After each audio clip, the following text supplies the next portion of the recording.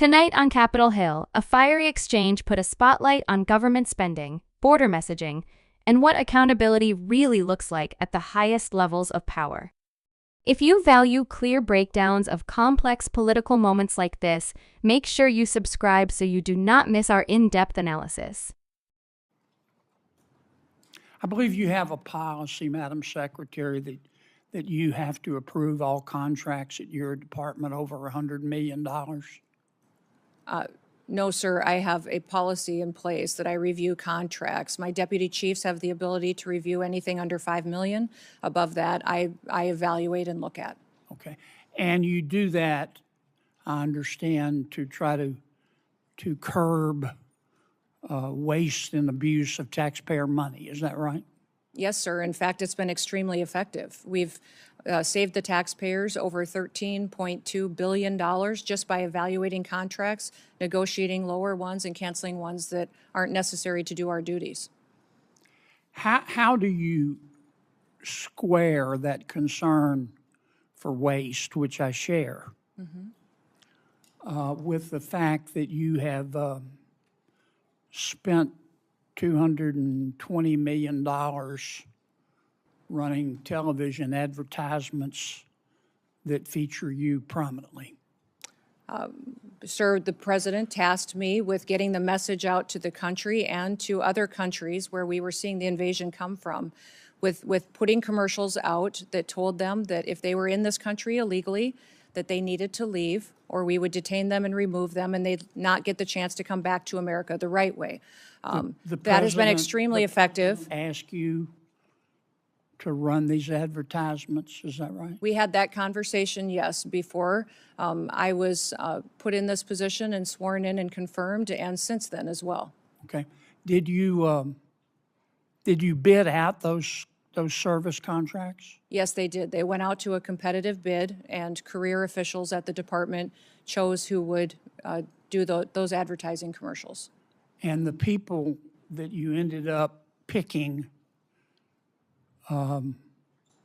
were people who had formerly done your political work back in South Dakota. Is that right? No, that's not correct, sir. I think it is. No, it's not, sir. The individuals who, I believe the careers who they chose were two different media firms. There's been conversation about their subcontractors, but we have no legal authority to look into subcontractors on work like that. Okay. And you're saying that you're testifying that President Trump approved this ahead of time. Is that my understanding? We had conversations about making sure that we were telling people. No, ma'am. I'm asking you, sorry to interrupt, but the president approved ahead of time you spending $220 million running TV ads across the country in which you are featured prominently. Yes, sir. We went through the legal processes, did it correctly. Did the president know you were going to do OMB. this? Yes. He did? Yes. Okay. And one thing, Senator, I think would be helpful to know is how effective that communications has been. That Well, they were overwhelmingly effective in your name recognition. I mean, I personally just, I mean, to me, it puts the president in a terribly awkward spot. And and I'm not saying you're not telling the truth. It's just hard for me to believe, knowing the president, as I do, that you said, Mr. President, here's some ads I've cut, and I'm going to spend $220 million running them, that he would have agreed to that.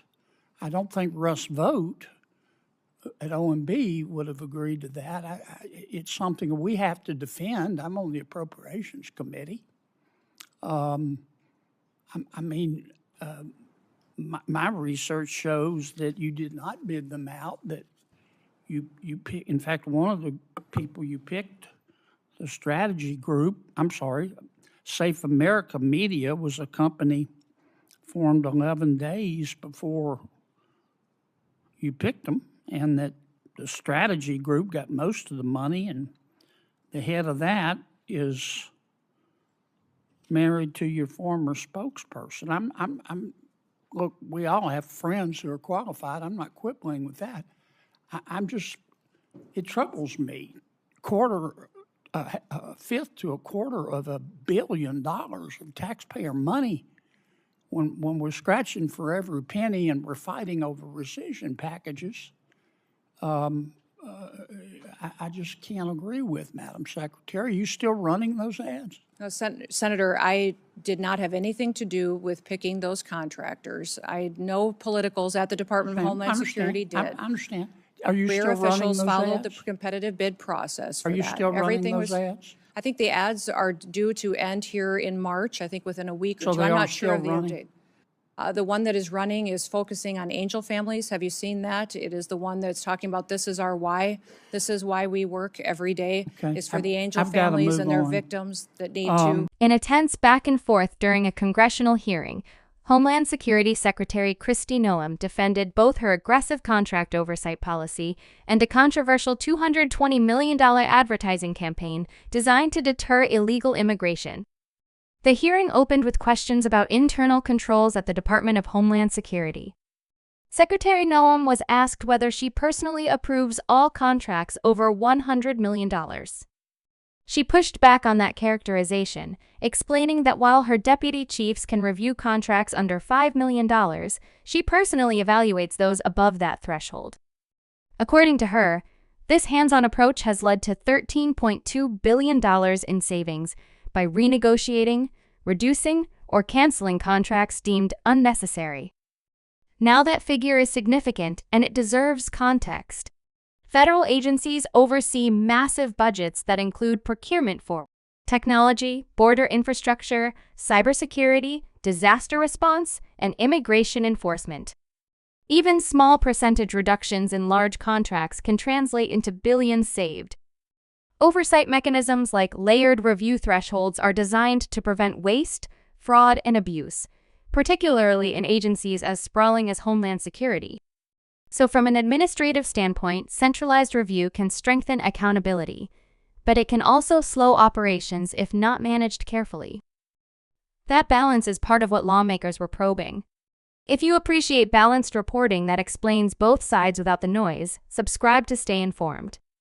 But the hearing took a sharper turn when lawmakers challenged Noem over a $220 million television advertising campaign that prominently featured her. The criticism was straightforward. How does an agency justify such a high public messaging cost while claiming to be aggressively cutting waste? Noem responded that the campaign was not about personal promotion, but about deterrence. She said the president directed her to send a message domestically and internationally, warning individuals in the country illegally that they would be detained, removed, and barred from re-entering legally if they did not leave voluntarily. According to her, the ads have been extremely effective. This raises a deeper question about the role of government communication in immigration policy. Public messaging campaigns are not new. Past administrations from both parties have used international advertising to discourage irregular migration, often targeting countries experiencing high outbound migration. The theory behind these campaigns is rooted in behavioral deterrence. If potential migrants believe enforcement is certain and consequences are severe, they may reconsider attempting entry.